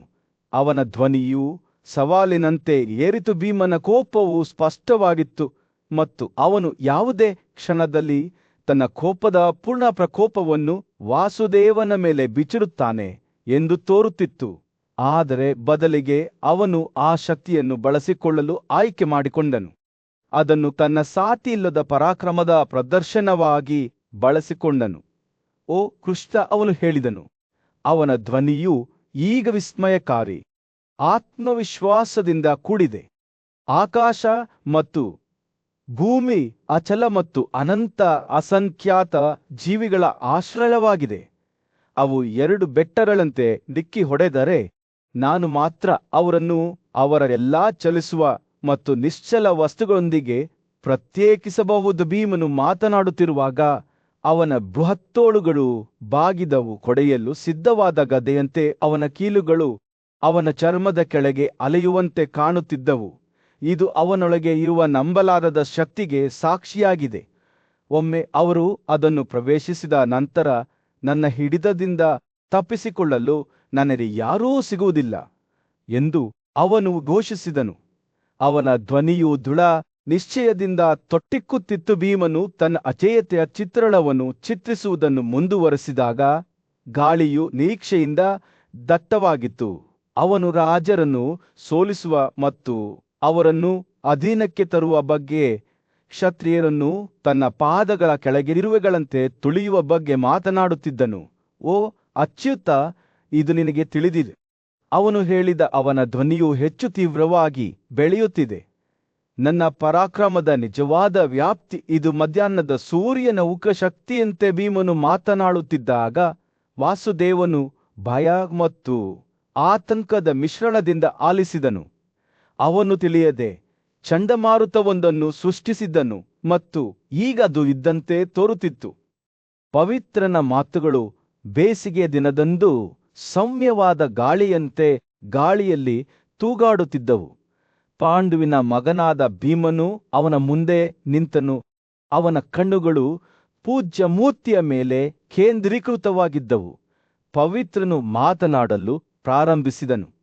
ಅವನ ಧ್ವನಿಯು ಮಂದವಾಗಿತ್ತು ಮತ್ತು ಶಾಂತವಾಗಿತ್ತು. ಅಯ್ಯೋ ಭೀಮನೇ, ನಾನು ನಿನ್ನೊಂದಿಗೆ ಮಾತನಾಡಿದ್ದು ನನ್ನಂತೆ ಪ್ರೀತಿಯಿಂದ ಮಾತ್ರ, ಪ್ರಾಮಾಣಿಕತೆಯಿಂದ ತೊಟ್ಟಿಕ್ಕಿದ ಅವನ ಮಾತುಗಳು. ನಾನು ನಿನ್ನ ಆಲೋಚನೆಗಳನ್ನು ಅಳೆಯಲು ಬಯಸುತ್ತೇನೆ, ನಿನ್ನನ್ನು ದೂಷಿಸಲು ಅಥವಾ ನನ್ನ ಕಲಿಕೆಯನ್ನು ತೋರಿಸಲು ಅಲ್ಲ. ನಿನ್ನ ಔದಾರ್ಯ, ನಿನ್ನ ಶಕ್ತಿ ಮತ್ತು ನೀನು ಸಾಧಿಸಿದ ಮಹಾನ್ ಕಾರ್ಯಗಳನ್ನು ನಾನು ಬಲ್ಲೆ. ನಿನ್ನನ್ನು ಟೀಕಿಸುವುದು ನನ್ನ ಉದ್ದೇಶವಾಗಿರಲಿಲ್ಲ. ಪವಿತ್ರನ ಮಾತುಗಳನ್ನು ಕೇಳುವಾಗ ಭೀಮನ ಕಣ್ಣುಗಳು ಸ್ವಲ್ಪ ಅಗಲವಾದವು. ತನ್ನ ಕಾರ್ಯಗಳು ಒಳ್ಳೆಯ ಉದ್ದೇಶಗಳಿಂದ ನಿರ್ದೇಶಿಸಲ್ಪಟ್ಟಿವೆ ಎಂದು ತಿಳಿದ ಆತನಿಗೆ ನೆಮ್ಮದಿಯ ಅನುಭವವಾಯಿತು. ನೀವು ಸಾಧಿಸಬಹುದು ಎಂದು ನೀವು ಭಾವಿಸುವುದಕ್ಕಿಂತ ನೀವು ಪಾಂಡವರಿಗೆ ತರುವ ಪ್ರಯೋಜನವು 1000 ಪಟ್ಟು ಹೆಚ್ಚು. ಪವಿತ್ರನು ಮುಂದುವರಿಸಿದನು. ನೀವು ಮತ್ತು ನಿಮ್ಮ ಸಂಬಂಧಿಕರು ನಿಖರವಾಗಿ ಅವರು ಇರಬೇಕಾದಂತೆಯೇ ಒಂದು ದೊಡ್ಡ ಕುಟುಂಬದಲ್ಲಿ ಜನಿಸಿದ ಉದಾತ್ತ ಆತ್ಮಗಳು ಭೂಮಿಯ ಎಲ್ಲಾ ರಾಜರಿಂದ ಗೌರವಿಸಲ್ಪಡುತ್ತಾರೆ. ಪವಿತ್ರ ವ್ಯಕ್ತಿಯ ಮಾತುಗಳು ಸೌಮ್ಯವಾದ ನದಿಯಂತೆ ಭೀಮನ ಅನುಮಾನಗಳ ಒರಟಾದ ಕಲ್ಲುಗಳ ಮೇಲೆ ಸುಗಮವಾಗಿ ಹರಿಯುತ್ತಿದ್ದವು. ವಿದ್ವಾಂಸರು ಸಹ ತಮ್ಮ ತೀರ್ಪುಗಳಲ್ಲಿ ಹೇಗೆ ತಪ್ಪು ಮಾಡಬಹುದು ಮತ್ತು ಮಾನವನ ಕ್ರಿಯೆಗಳು ಹೇಗೆ ಅನಿಶ್ಚಿತತೆಯಿಂದ ಆವೃತವಾಗಿರುತ್ತವೆ ಎಂಬುದರ ಬಗ್ಗೆ ಅವರು ಮಾತನಾಡಿದರು. ನಮ್ಮ ಕಾರ್ಯಗಳ ಪರಿಣಾಮಗಳು ನಾವು ಬರೆಯಿಸುವ ಉದ್ದೇಶಕ್ಕೆ ವಿರುದ್ಧವಾಗಿರಬಹುದು ಎಂದು ಅವರು ಹೇಳಿದರು. ಉತ್ತಮ ಯೋಜಿತ ಕಾರ್ಯಗಳನ್ನು ಸಹ ಪ್ರಾವಿಡೆನ್ಸ್ನಿಂದ ತಡೆಯಬಹುದು, ಆದರೆ ಡೆಸ್ಟಿನಿ ಮತ್ತು ಪರಿಶ್ರಮದ ಸಂಯೋಜನೆಯ ಮೂಲಕವೇ ನಾವು ನಮ್ಮ ಗುರಿಗಳನ್ನು ಸಾಧಿಸುತ್ತೇವೆ. ಭೀಮನು ಶ್ರದ್ಧೆಯಿಂದ ಆಲಿಸಿದನು. ಪವಿತ್ರನ ಮಾತುಗಳು ಅವನ ಮೇಲೆ ಹರಿದಾಡಿದಂತೆ ಅವನ ಮನಸ್ಸು ನಿರ್ಮಲವಾಯಿತು. ಈ ಮಹಾನ್ ಪ್ರಯತ್ನದಲ್ಲಿ ತಾನು ಒಬ್ಬಂಟಿಯಾಗಿಲ್ಲ ಎಂದು ತಿಳಿದ ಆತನು ತನ್ನೊಳಗೆ ಶಾಂತಿಯ ಭಾವವನ್ನು ನೆಲೆಸಿದನು. ಅದೃಷ್ಟ ಮತ್ತು ಪರಿಶ್ರಮ ಎರಡೂ ನಮಗೆ ಮಾರ್ಗದರ್ಶನ ನೀಡುತ್ತವೆ ಎಂದು ತಿಳಿದುಕೊಂಡು